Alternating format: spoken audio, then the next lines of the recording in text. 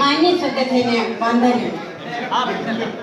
എവിടെ തിരിഞ്ഞൊന്നു നോക്കിയാലും അവിടെല്ലാം കാടുകൾ മാത്രമല്ലോ. കഥയില്ല കഥകളും കേട്ടു കേട്ട് കാണികൾ കണ്ണും മിഴിച്ചിരിപ്പു. ആ കഥ ഈ കഥ മറ്റു കഥ എല്ലാം ഒരു കഥ കൂട്ടുകാരെ. ഇങ്ങനെ കാവ്യങ്ങളുടെയും കഥകളുടെയും വേലിയേറ്റത്തിനിടയിൽ വിശുദ്ധ ഗ്രന്ഥത്തിൽ നിന്നും അടർത്തിയെടുത്ത ജീവിത ഗംഗയാണ് ഞാൻ ഇവിടെ അവതരിപ്പിക്കാൻ പോകുന്നത്.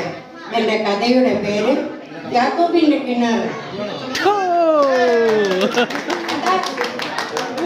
അതാ ആ പഴമ്പത്തിലേക്ക് നോക്കൂ.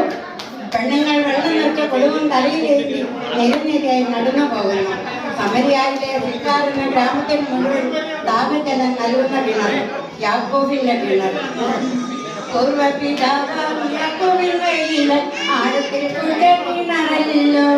കോളറും വേണ്ട കൊണ്ടിട്ടും വേണ്ട ഈ വെള്ളം കോരി കുടിച്ചിടുക. സഞ്ചാരികളും കച്ചവടക്കാരും ആ കിണറ്റിലെ തണുത്ത ശുദ്ധജലം കോരി കുടിച്ചിട്ടാണ് യാത്ര തുടരുക. എന്നാൽ ഇന്നത്തെ കിണറുടെയും വെള്ളത്തിന്റെയും കഥ അറിയാതിരിക്കുകയാണ് മെച്ചം. പൈപ്പിന്റെ ചോട്ടിൽ ക്യൂവാണല്ലോ കിണറിന്റെ വക്കത്ത് നീണ്ട നീര. പൈപ്പ് വിരിച്ചാലും വെള്ളമില്ല. കിണറ്റിലെ വെള്ളം കലക്ക വെള്ളം. പക്ഷേ അതൊരു ഗ്രാമത്തിന്റെ മുഴുവൻ ഐശ്വര്യമായിരുന്നു. സൂര്യൻ കത്തി നിൽക്കുന്ന ഒരു ദിവസം, അതായത് നട്ടുച്ച നേരം, ആരോ ഒരാൾ ആ ഒറ്റയടി പാതയിലൂടെ നടന്നു വരുന്നുണ്ടല്ലോ.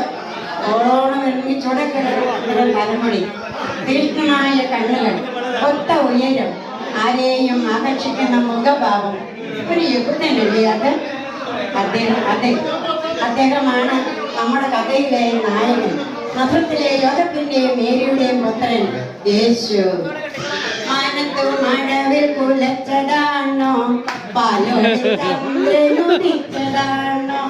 സ്വർഗത്തിൽ നിന്നും വന്നതാണോ, ഭൂമിന്നോ തനിയെ മുളച്ചതാണോ?